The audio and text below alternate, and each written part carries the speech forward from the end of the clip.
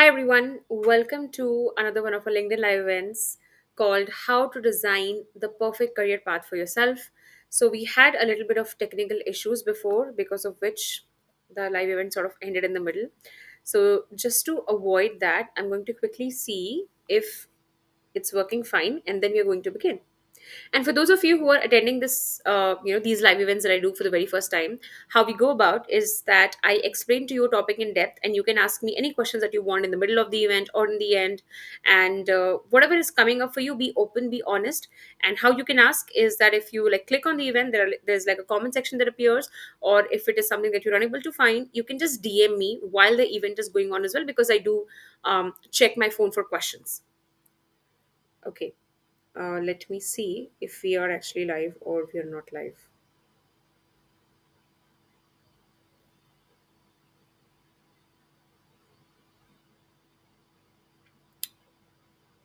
Uh, okay. Yes, we are. All right. Let's start. So, this is an event. This is a topic that's something that's pretty close to my heart. And one of the reasons is because I have firsthand faced problems around um, designing a career path for myself. So, for those of you who don't know, I actually did my degree in bachelor's in psychology. So, I had like a triple major. I sort of did my degree in psychology, marketing, and economics. And while I was pursuing that, I started off my degree with this mindset that I want to become a therapist. But as and when my personal experiences with therapists grew, and as and when I saw the Indian education system and how untrained therapists were, how unprofessional they were, and how they couldn't help me at all, and again couple it with the experiences that I would hear from other people, I was like, I don't want to go down this path. I actually do want to create impact in other people's life, and becoming a therapist is not going to be the way, because the training is just not given to therapists in India. There are exceptions, of course, but I'm telling you my experience. So it was pretty terrible, and that made me, question, why am I, going down this path? Why do I want to pursue my masters in psychology? Why should I go for a PhD? Why should I waste like 5 to 7 years of my life to not only do very mediocre and very bad work, coupled with that, like, I would make peanuts, because again, therapists in India still do not make a lot of money. And I was very clear from the very beginning of my career that I don't know how it will happen, but I want to do something on my own. I do want to make great money. I don't want to compromise on that, and I do want to create real impact. So, like, I mean, amidst the midst of, sort of being confused and trying to find my footing, I ended up gravitating towards industrial psychology. So, in psychology also there are like different fields, right? There's clinical psychology, there's child psychology, there is industrial psychology. So there are like different, areas of psychology as well. So I gravitated towards industrial psychology because I thought that at least this would be impactful. But as you may have it, in India, there is no domain. I think domain is not the right word. There are no jobs for people who are studying industrial psychology. There are like very, very, very few, and they're already taken up. And even if they do, people do get it, it is like internal hiring. And basically, industrial psychology is treated as another, like, branch of human resources, right? So I thought that, okay, you know what, nobody knows what an industrial psychologist is, but people will know human resources, and it's anyway human resources, you know so let me just study human resources. So I got into human resources, and I got my first job as an HR as well. Let me cut short the story. It was terrible. My first experience in my job was absolutely terrible. And it was not that the company wasn't great, or my colleagues weren't great. The work that I was doing was so meaningless. And it is not that every HR does that. I was doing that work because I was given that work. The work that I was doing was so meaningless. It wasn't creating any impact whatsoever.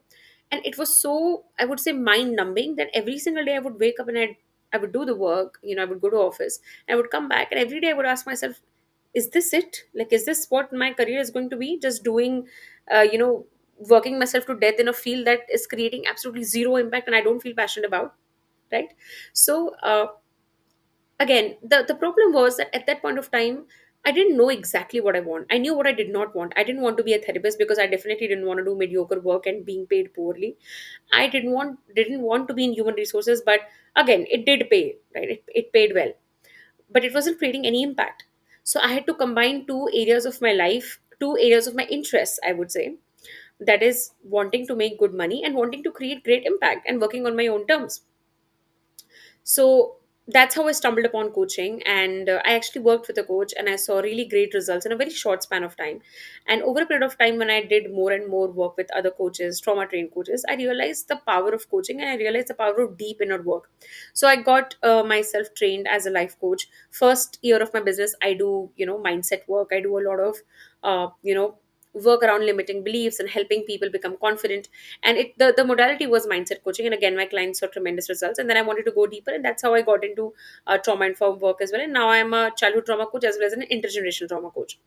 So my career looked very messy. Like it was a very messy journey, I would say. And I genuinely think that it was just pure stroke of luck that I was able to uh, find people who were able to introduce me to the kind of work that I wanted. And again, the good thing that I think I did well was that I actually spoke about what was happening in my life, in the sense that I did not fool myself that, okay, I'm happy. I accepted it that what I'm doing is not good and I'm just not happy. A lot of people don't want to accept that reality if they're not happy in their work. They're too terrified to just accept that what they're doing is mediocre and what they're doing is just not making them happy. And because you don't accept the truth, you never see the light. So I think the one good thing that happened to me was that I accepted the truth that, you know what, I have screwed up and the decisions that I made did not lead me to where I wanted it to lead me. And I this needs a change. And by the way, a cherry on top that I did not tell you guys was that when I was doing my job, so before I took up a job after college, I also started doing internships in human resources. And my final year of college, I sort of did a lot of internships in HR. And there was this really weird dream that I always had, that I'm going to pursue my masters abroad. I still don't know why I had that. I genuinely think it was social conditioning, because everyone around me used to talk like that. So I applied for my master's in human resource management abroad, and as fate would have it, I actually got into one of the world's top universities. So when I was doing my job, like everything was planned. I got a seat there. I also paid the deposit there, a little fraction of the fee that I had to pay. And when I realized that I hate my job and I realized that I hate the field as well, a lot was at stake. Basically a lot was at stake, because I had already designed a future, by the way, not just dreaming about it, but created the future I wanted. And now I realize that I do not want it anymore. So to accept and to say it out loud to everyone that whatever I've been planning to, have been working so hard for, I don't want it. Because nothing in my life came like on a platter to me. I worked hard for the job that I got. I gave many interviews. Even for my internships, I worked hard there. And to get my master's application and do everything on my own, it was pretty tough. It involved a lot of obstacles. And then saying that I do not want it was, I would say, a pretty life changing decision. Not just in the aspect of that, okay, I'm just not pursuing that degree, but accepting that the entire career path that I had envisioned is turning to dust now. So that was a big turning point in my life, where I realized that designing a career path doesn't involve just saying that, okay, I want money or I want to work like this. It needs to be a culmination of every single thing, every single aspect that you want in your career. And that is why today I will be talking about the few steps that I wish someone taught me in a step by step manner, that would have made my life so easy. And it would have honestly taken away so much of pain. Because um, it wasn't the problem. Like, I don't think it was a problem that I had to explore myself. The problem was that the process was just so difficult. And the process was difficult because the expectations were unrealistic. Because when I used to see people around me, they seemed very sorted. Now that I have grown up, right now that it has been like I think 4 years since I graduated college, I see people around me and I see them equally lost. I see them not knowing where they're going. I see them really sad at their jobs. I see them settling. The only difference was that back then nobody was saying it out loud, right? And I was telling my truth. So I thought that maybe I'm the one who's stupid. I don't know anything, and why is this happening to me? Am I so confused as an individual? But now that I see people around me, what I see is that a lot of people don't have the courage to accept it. They know they're living a really mediocre life. They know that they're not happy with their work, but they keep continuing in the hope that, okay, somehow something will work, instead of having a structured and focused approach. So now in hindsight it all makes sense, and now in hindsight I'm so happy that the exploration phase happened early on in my life and I was able to figure out a lot of things for myself. But I do not want things to be messy for you. I do not want things to be confusing for you. So if you are watching this live event, I think it is for a reason. I think it is a sign. I think it is because all of your research or all of your um, I would say effort towards personal growth has led you to here. So let's start with, how do you actually design a perfect career path for yourself? Before I do, I'm again going to check if my video is working fine.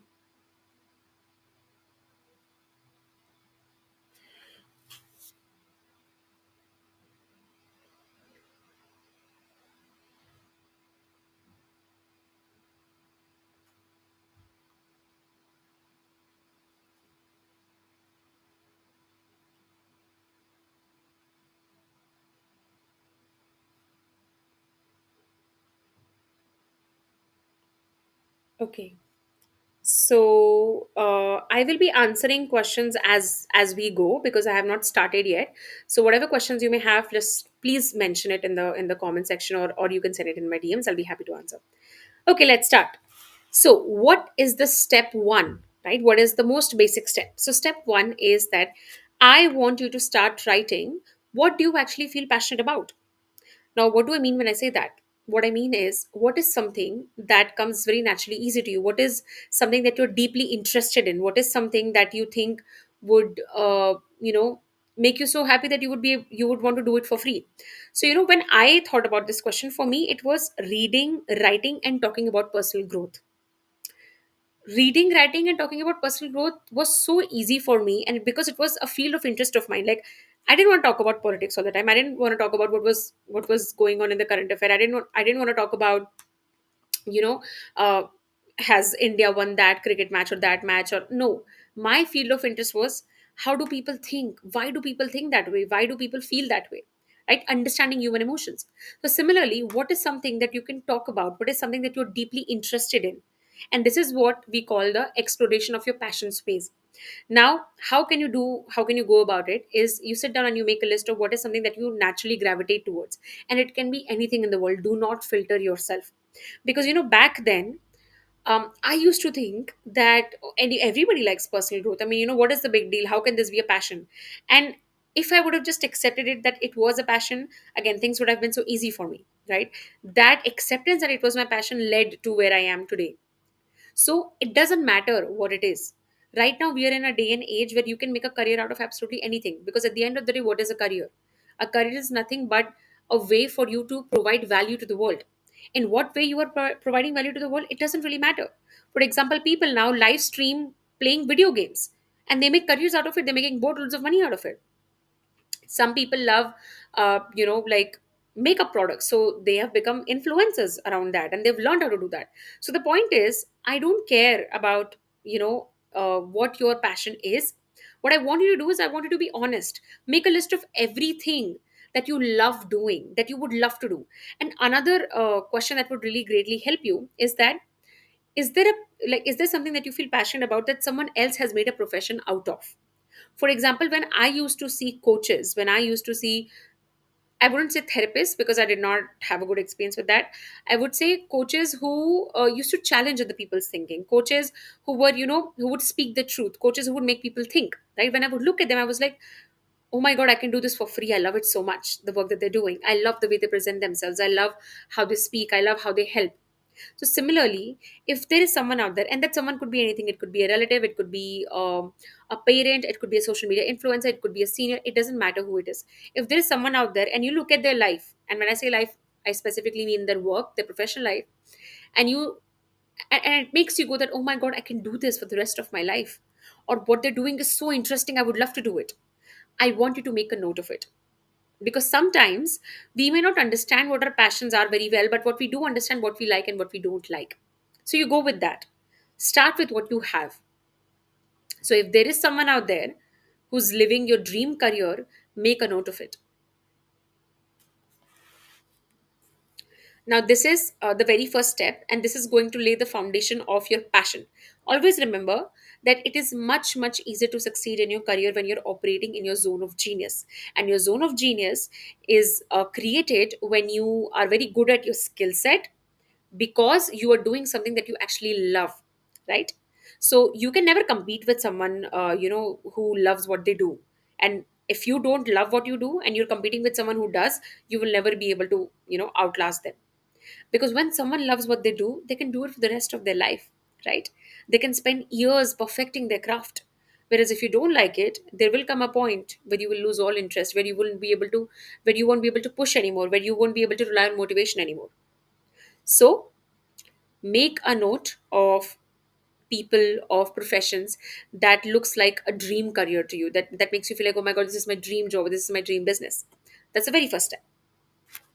The second step is, here we want to talk about what your passion is, like what are the passion points that we have identified for you, plus how do you actually monetize it, right? And this is where, again, we are still in the exploration phase. We want to explore how can you actually monetize your passion. So here there are a few questions I would like you to reflect on. So the first question is, how monetizable are your passions? For example, let's say you have interest in, let's say, making videos. Okay, is this skill, is this passion of yours monetizable? Well, the answer is yes, right? And here you need to research a little bit more. What kind of videos can I make that are monetizable? What kind of videos do I like? Would I like to make? Do I like making live streaming videos? Do I like making makeup videos? Do I want to talk about men's rights? Do I want to talk about women's rights? Again, I'm just saying random topics, right? What are the kind of videos that you would love to make? And then you check, are is it monetizable, and is there someone out there who's actually doing it and studying their career path? Then the second question I want you to ask yourself is that, regarding this particular passion, right, and how good you are at it, where are you in your life according to that? So what do I mean is that, like, you have, let's say you have interest in video making, right? How good are you at it? Have you actually learned editing? Have you learned what it looks like to make good videos? Have you learned how to speak properly? Have you learned the kind of videos uh, that do very well? So this is where you need to measure, how good am I with my passions, right? So liking something versus becoming really good at what you like are two very separate things. So here you need to evaluate yourself objectively. Am I really good at what I actually like? For example, when I started coaching, I loved coaching. Was I as good as I am right now? Of course, no. The answer was no. I had to sharpen it over a period of time. So, similarly, here it brings me down to the third question that I wanted to explore is, instead of a question, I would say an area you need to explore is finding mentors, coaches, and programs that can help you sharpen your passion. So for example, if you love making videos, can you find mentors, can you find coaches, can you find programs that helps you convert this into a monetizable skill, that helps you convert this into a skill that you can, let's say, apply it in different areas of your life. So here you need to find the right guidance wherein you sharpen your passions. For example, when I started exploring coaching, I found coaches, I found mentors, I found coaching programs, and even today, I'm in three different coaching programs, and I'm always sharpening my skills. Because I'm sharpening my skills, I'm able to grow in my career, right? So here you need to find places and, you know, guide a support system, guides, mentors, coaches who can help you in your journey to further your passion, right? Okay. I'm again going to check if my video is visible.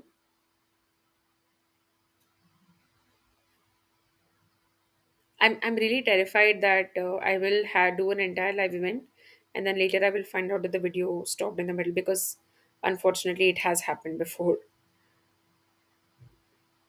Okay, I think we are doing fine so far. Okay, yes.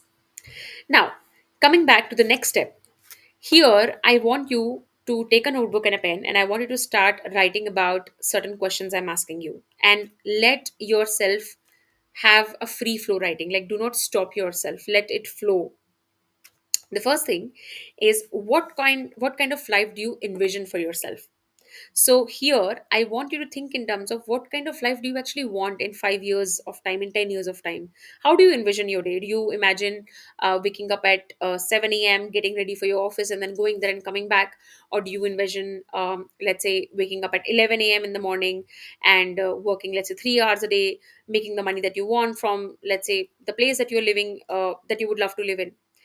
Again, it doesn't really matter. So here are a few points that you can consider.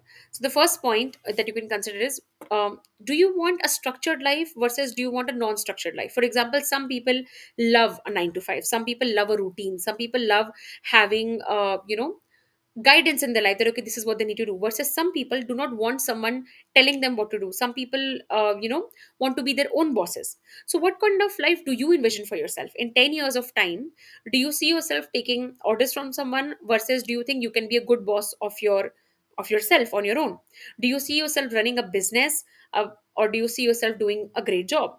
Do you see yourself having a structure in your life, in the sense that okay, every day is supposed to look a certain way? Or do you life living an impromptu life? For example, for me, I never did well with structure. Okay, I never ever did, and it is not something that is good or bad. It's just how I have been since I was very very young.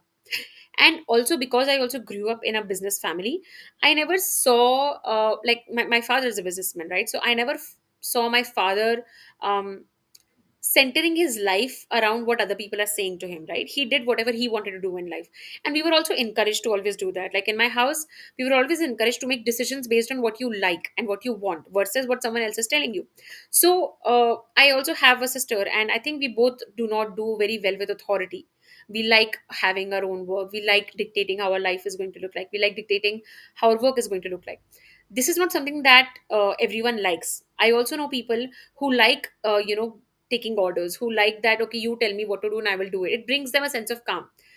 To me, it used to bring anxiety. I like unstructured. I like being unstructured. I like being impromptu. I like doing whatever I want, right? So you have to ask yourself, where do you see yourself in 5 to 10 years of life? And again, these are just some pointers I'm telling you. You can like, this is like a very, I would say, an open-ended question to explore. Anything can come to you. Another like factor you can consider is, do you want a stable growth wherein like you're growing 5 to 5% or 10% every year? Or do you want exponential growth wherein maybe you are growing like 2 3% for like a couple of years, but then you blow up, you like grow 50 60% every year? So this is also going to determine what kind of working style would suit you. Because when you're doing a job, there is a stable growth that you experience, right? So the growth is there, obviously the growth is confirmed, it is going to happen, but it is going to happen in a subsequent manner. There are going to be market standards involved. When it comes to a business, there is no guarantee of how much you will grow, and how much you will grow is going to be dependent on how much work you're willing to put. But when you do put in the work, that growth is very very exponential. For example, in my business, the profit margin is 99%. The 1% that is not there is actually me paying for the subscriptions that I have, right? So the point I'm trying to make is that depending on the kind of person you are, you have to determine that for yourself. Because again, not everyone is comfortable with exponential growth. They get scared, they don't want to face it. They get very scared, oh my god, how I will handle it. For some people, they love stable growth, whereas there are also people like me who never did well with stable growth. I don't like stability. I prefer going according to my mood, going according to what I want, and that suits well with me. And that is not the case with everyone, right? Some people find taking responsibility of their entire career very very difficult, and that is what you have to do in a business. For some people, they find a sense of calmness, a sense of stability, a sense of peace in their life when they don't have to think about their work after 5 p.m., right? They do a 9 to 5. So based on the kind of person you are, you have to decide what kind of growth do I want in my life in, let's say, 5 to 10 years. Now, the next factor to again consider, and which is very, very important, is what kind of lifestyle do you see for yourself? So, what do I mean by lifestyle? See, you have to understand that based on the things that you're passionate about and based on the career that you have, it is going to determine the kind of lifestyle you will live. If your expectations of your lifestyle doesn't match with what you get in your career, it's going to create a lot of anxiety. For example, let's say you are someone who's working in social sector. Social sector does not pay a lot, unfortunately, right? It doesn't. It takes a lot of years to make great money in that. Will you be creating great impact? Yes. So if you want great money and you only want to work in social sector, you are going to have to manage your expectations, because social sector does not pay a lot. So this could mean that you can start an alternate source of income. This could mean that um, let's say you don't really have a lot of needs, so you don't care about money that much. But if you want to make money, and if you want to have, if you have materialistic desires, and if you want to have certain things in your life, again materially speaking, then you are going to have to do something about it, right? So for example, something that I knew very early on is that a job will not be able to make me happy when it comes to finances, because the growth will be according to the market standards, and I was not okay with that, right? I Even though I don't have a lot of needs, I always wanted to feel comfortable. I always wanted to feel that I can make as much money as I want. So again, right, based on the kind of lifestyle you want, you are going to have to determine whether your work aligns with it or not, whether your work will be able to give you that lifestyle or not. Now when I say lifestyle, money is just one aspect of it, yes. Now when I say lifestyle, it also means where do you want to live, right? For example, something that I always wanted to do was I wanted to work from anywhere, right? I don't like living in tier 1 cities. Right now I'm living in a tier 1 city, and I know that I won't be able to live there for a very long time, because I just don't like saturation. I come from a tier 2 city, and I love the peace and calm here. So I wanted that freedom, that I can work from anywhere. I did not want to have a rigid schedule like that. So if you are someone who, let's say, wants a life like that, that you're going to have to choose a career and make a career wherein you can work from anywhere, which means that you cannot work in a company that does not give you work from home if you are doing a job, let's say, right? Or you cannot work in a business that is not remote, because again, it does not give you that location freedom. Similarly, another lifestyle choice could be that, do you want to, let's say, have a certain quality of life, which means that you are someone who doesn't do well with pollution, let's say, and you don't want to live in a city which has very high pollution index, and you would prefer a city, let's say, or a town wherein again there's a lot of nature and the pollution levels are pretty low. And that choice can only be made if you have created your career path in a way where you can have that choice, right? So lifestyle includes a lot of things. It is not just money, it is also the freedom to be able to move anywhere. It is the freedom to be able to be with your partner in whatever city or country you want. It is the ability to be able to afford things. It is the ability to uh, have access to clean water, clean infrastructure, or like good infrastructure and stuff like that. For example, I live in Bangalore, and the area that I live in, the infrastructure is like really, really terrible. Like considering the amount of money I pay, and considering the amount of expensive things there are in Bangalore, the infrastructure is like truly, truly terrible. Whereas my hometown is a tier 2 city, and the infrastructure here is much, much better. Similarly, if I talk about small things like, let's say, food, right? So I come from Maharashtra, right? So I come from like the central area, of central part of India. The food here is different versus the food I eat in Bangalore is different. Similarly, when it comes to, let's say, the quality of produce. So here in a tier 2 city, when I go out to actually buy something, things are much cheaper versus when I go out to buy something in Bangalore. It's quite expensive. So the point is that lifestyle does not just include money, does not just include like superficial things like this. It includes a lot of things. I'm not all saying all of this to overwhelm you. Of course, you don't have to plan your entire career around down to, okay, what is the price of fruit in my city? What I'm trying to give you an idea of is that lifestyle includes a lot of things. So just don't look at it from a perspective of money. Try to ask yourself more and more questions, because it's going to give you more insight into the kind of person you are, and ultimately you being able to have an informed choice, right? You having the choice of pivoting your career, or you having the choice of starting a new career. Now, this brings me to the last point, which is step 4. What is the step 4 after deciding what are my passions, how monetizable are my passions, what kind of life do I want? Fourth is, again, what kind of person do I need to become?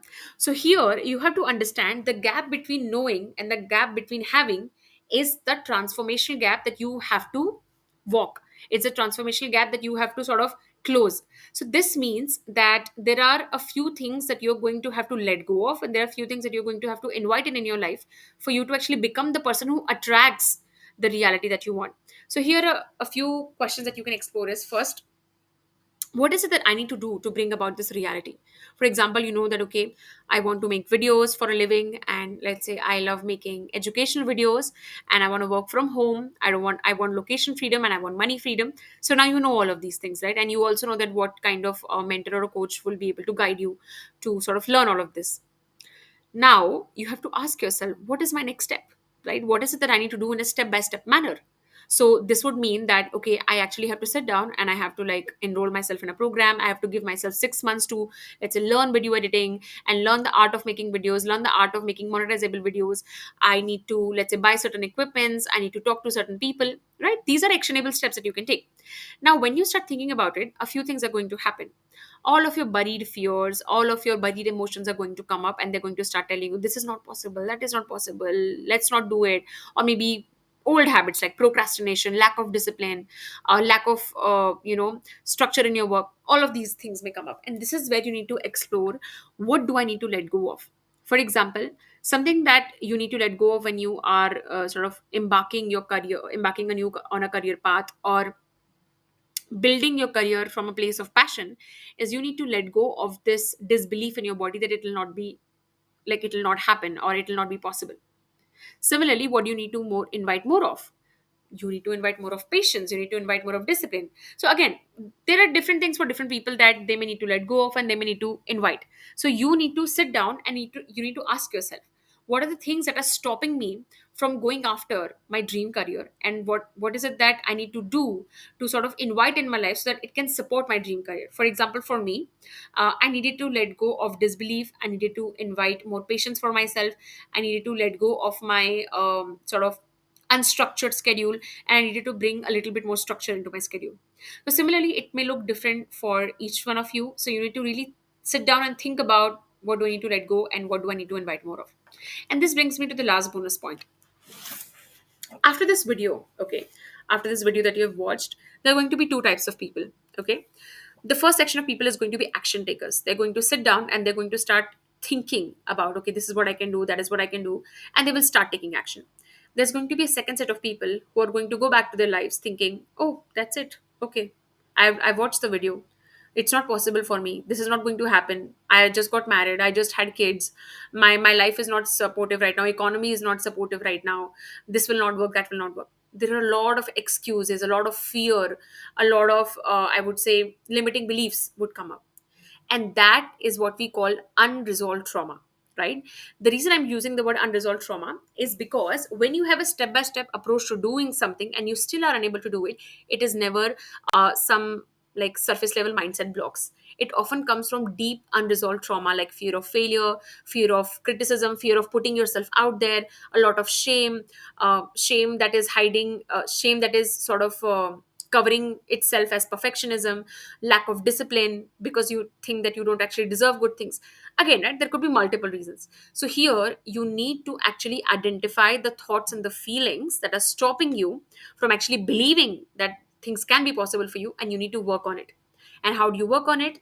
You need to hire a trauma informed coach for yourself, and you need to work on the deep trauma that is not resolved. Working on surface level things isn't going to help. Just talking about it isn't going to help. You need to address the core issue. Only and only then will you be able to pursue things smoothly. Because you have to remember that if you don't do deep inner work, what's going to happen is that even if you take, let's say, 5 steps forward in your career, that trauma will pull you 4 steps back. So it will be just one step forward.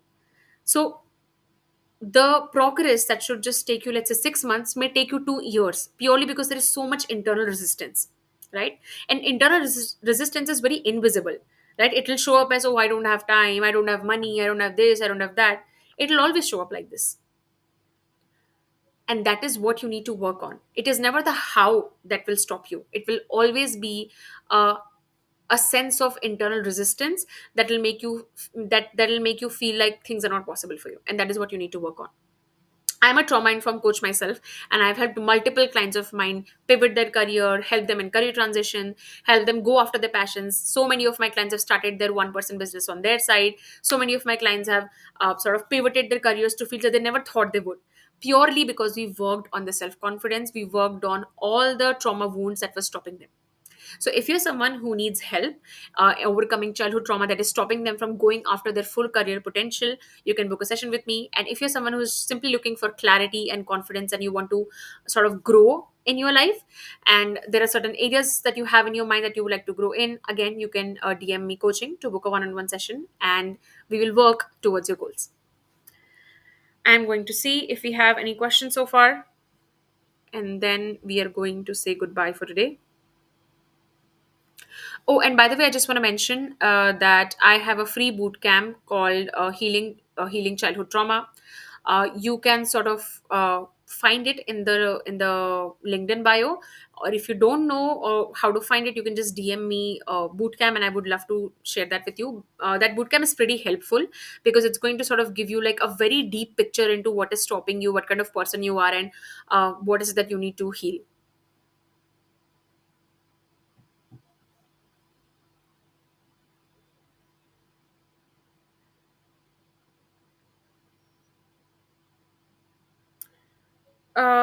I don't think we have any questions so far. Somebody has just mentioned that they are in the data and finance background and they're struggling to get a role in either in the current market.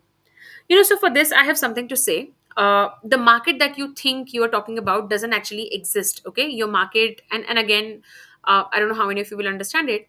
The market that you think exists is nothing but a representation of your inner world.